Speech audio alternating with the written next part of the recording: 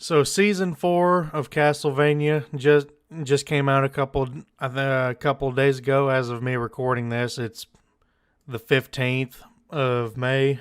As I'm recording this, I just got done watching it. I think yesterday, and I rewatched a couple bits from all the episodes just to kind of get my thoughts wrapped up on it. Supposedly the final season, and I wanna talk about, but this video isn't gonna be about season 4 like specifically. I figure since it's the final season, I want to make a video discussing slash reviewing, I guess, the entire Castlevania series as a whole. Um, right up front, first thing I want to say is, without a doubt, Castlevania, the animated series on Netflix, is one of the best things on Netflix's platform. If you have Netflix, you have to watch it. You have to fucking watch this show. It is amazing. And as someone who never played any of the Castlevania games, it's still enjoyable if you haven't played any of them. I know it's based on the video game series, and you probably get a little more out of it if you played the games, but you don't have to. I was able to fully enjoy this show without having previously played any of the video games. So I highly recommend you watch it. It's easily top 10. I'd say like and well, I'd say it's like one of the top 10 things you should watch just on all of the streaming platforms like Disney Plus, Amazon Prime, Hulu, Netflix. Like, it's easily top 10, and I even feel like making an argument for top 5. Like, go fucking watch it. I love this series. And what I really like about it, what I noticed is that, like, I have rarely include, like, because I watch a whole bunch of different things, like animated things. I watch anime. I watch, regular movies and TV shows and stuff like that. I've seen all kinds of media, and I hardly ever see something that consistently keeps up its quality, and even upping its quality the way Castlevania has done. Season 1, I guess, for real quick, season 1 I thought was really good. You can tell that's like their first time, maybe not their first time, but you can tell like they're really trying to stretch their legs when animating something, so you can tell it's kind of rough in some parts, but overall it's not bad. And then as it goes on, it gets better, and it's one of those few series in anime and like animated shows, just anything, where it keeps up or surpasses its level of quality. And I'm sorry if I repeat myself, but that's like super important. The other thing that I think this show does really well is the characters. The characters in this show, almost even the villains, even some of the villains are like, there's so many of them that are likable, and if they're not likable, you like to dislike them. You like to hate them. You love to hate them, kind of things. And the first thing that comes to my mind is, of course, Dracula. I have to give a huge. I'm sorry, my recording messed up a little bit. I thought I was going to stop on me for a minute there, but anyway, the most noteworthy ones for me, as far as like likable, sympathetic characters go, is of course Dracula. I have to mention Dracula. Like, what they did with Dracula's character is phenomenal, and because from what I know of the Castlevania series, he doesn't have anywhere near as much depth and sympathetic qualities in the video games as he does in the show. as far as I am aware. Like I said, I've never played any of the Castlevania games. I know of them. I know how they operate and stuff like that, but I've never played them. And then another thing is Isaac. Isaac gets introduced in season 2. Yeah, he gets introduced in season 2. He's one of the 2 forge masters for Dracula. Him and Hector, who I'll get to Hector in a minute. Isaac goes from his character. He probably has, maybe alongside Trevor, he had maybe even better than Trevor. Actually, now that I think about it, Isaac has the best character arc in the entire series. He goes from serving Dracula's court, just hating humanity. He wants all the humans dead, right? He goes from that to genuinely just like he wants to, not a good guy, but he's like he doesn't want to be hate filled anymore. He wants to move, as he says, he wants to move forward. And I can't properly describe how amazing that character arc is. That's just something you have to watch the show and witness. But I promise it's like one of the best character arcs. Maybe not ever, but as far as like animated and anime series go, I'd say he's up there. I'd say he's at least top 10. And then Hector, there's so many I did promise I'd talk about Hector. He starts off kind of indifferent. He's more reactive than an active character a lot of the time when he's in Dracula. And then when Dracula gets killed and Hector gets kidnapped is probably the correct word, by Carmilla,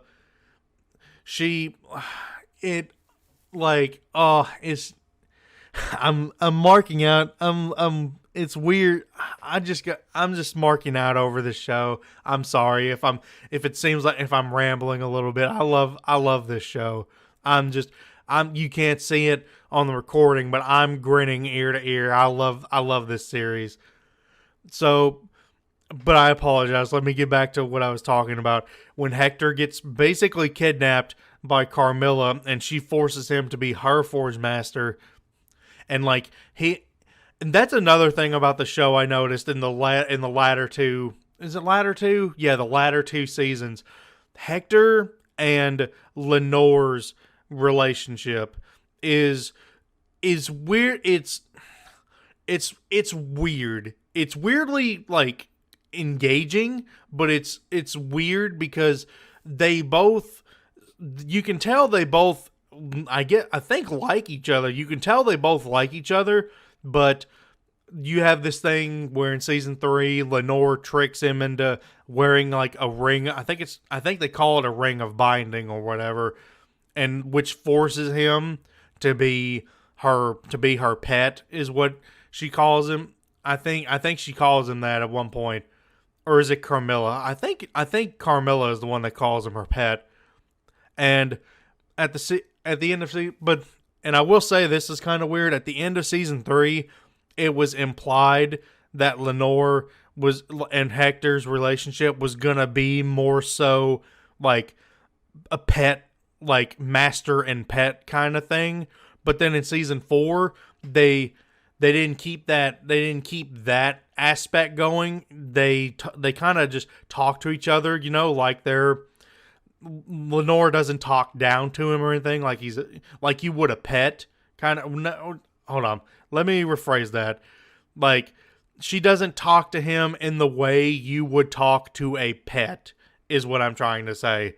Not like, as in like you're talking to, as in she's talking to him in a way where she doesn't acknowledge he's her equal. And that was kind of weird at first because, like I said, at the end of season 3, that's kind of what it implied it was going to be. And then in season 4, they just kind of don't touch that aspect at all. In season 4, they do resolve the ring of that whole thing with the ring on Hector's finger, the ring of binding. They do resolve that plot line, but it's not really brought up in a way that it's like that symbolizes Lenore's like master pet relationship that they had, that I interpreted that they were setting up at the end of season 3. So with that out of the way, let's talk about the animation as well. Let's talk a little bit about the animation, just a tiny bit more. Like I said, in the first season, you can tell it was rough. You can tell they were kind of stretching their legs. They were getting ready, and by the season 4, like I said, it gets consistently better. If it's not better, it's consistently good, is what it is. And by season 4, you take like an action scene from season 4 and you compare it to something from season 1, and you can really see how far this. I don't know if Netflix has their. I know they probably do have their own animation studio, but like I don't know if they have a name or if it's just like the Netflix like animated studio or whatever. But like whoever worked on this series, you can tell they got better from season 1 to season 4. It's remarkable seeing like the progression. And then because the final, and this is spoiler alert for season 4. This whole video has kind of been a spoiler alert. I do apologize, but especially for season 4. So if you don't want any spoilers for season 4, skip ahead a little bit. I'll probably put a time down on the video that you can skip to if I remember it. But and that's your spoiler warning. And now, so the second to last episode where Trevor fights Death, where Trevor faces off against Death, it's beautiful. I love the way Death is designed, by the way. I love his voice.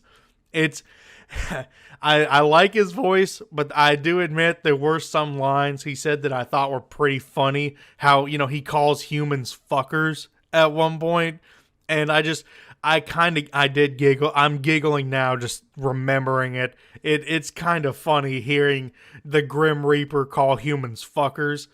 It's just kind of funny. But that's not like the only noteworthy fight in season 4. The fight with not Varney, it was the other vampire that was with him. I don't remember his name. I think Slavic or Russian vampire. His fight with Trevor was also pretty cool. And basically anytime Sypha does literally any kind of magic, it's like they bring in the A team for every single time she does magic things. It's kind of cool because it kind of has a wide shot and it kind of like it like circles around her and stuff like that, and it just makes it look so cool and epic. And that's definitely something I can't fully like describe, but like it's just some of the coolest shit I've ever seen. And I have to give I'll talk briefly about like what season 4 did, because like in season 4, just to recap it, like I said, spoiler alert, season 4, like Trevor and Sypha are in they've been traveling the world trying to stop people from reviving Dracula, because that's like the big theme of this season, of season 4, of the final season, was them trying to keep people from bringing Dracula back. And then you got Alucard, who helps this one village protect, like he helps them fight off night creatures. Then you got Saint Germain comes back. That was really shocking to see him back, because I really thought his story was done at the end of season 3, but it is nice to see him back. And the fact that he also helps the vampires try to bring Dracula back, because he's trying to do a thing where if he creates I don't remember what he calls it, but he tries to make this creature that's like a man and a woman like together in the same body. Because if he does this, then this creature, I don't remember exactly how they explain it, but he would be able to use it to control the infinite corridors so that he can find his love. And by the way, shout out to Saint Germain, by the way. He's probably the only character, the only like the only like named noteworthy character in season 4 that doesn't, in the final season, that doesn't get a happy ending. Rest in peace, Saint Germain, my boy. But, and okay, and I'll finish this off here because I don't want to keep circling, because I don't want to keep rambling on. But because I love this series. So my final thoughts are, I love this series. I love Castlevania. I would definitely recommend it to anybody who loves animation, who just loves good stories, just loves good series, a good show they can sit back and enjoy. The characters are amazing. As I said, the noteworthy ones were like Dracula and Isaac. Trevor is also a fantastic character. Sypha's really fun. Alucard is really enjoyable. And the story and the animation stays consistent after, like, at the end of season 1 onward. It stays consistently good, or it upgrades and gets better. It never downgrades, except for, you can see there's a few spots where you can be like, okay, that animation looks a little weird, or okay, no, they didn't add a little bit, they could have added a little more detail to a certain like character. But overall, it doesn't diminish the quality of the show. It's kind of like having a Porsche, and there's a little bitty scratch on like the bottom of the car that you don't really see. Like, you know it's there, but it doesn't diminish the overall quality of the product, of the Porsche that you have. That's probably a terrible fucking analogy, but it's the only thing I can think of at the moment. So, all in all, I'm not going to run this through the stat profile system that I usually do, because I just wanted to get on and talk about this show. I didn't feel like going into like a review, even though my reviews are kind of discussion based anyway. Like, it's really good. I'm not going to run it through the stat profile system. We'll go blank out of 10. I'd say this series is a solid 9 out of 10 for sure. Definitely worth a watch. I just go out and watch it. If you have a Netflix, watch it. If you don't have a Netflix, I'd honestly recommend getting Netflix just so you can watch this show. I'm that dead serious on it. So, all in all, let me know what you thought about Castlevania as a whole and season 4 if you feel inclined, because it is the newest season. So let me know what you think in the comments below, and I will see you guys later.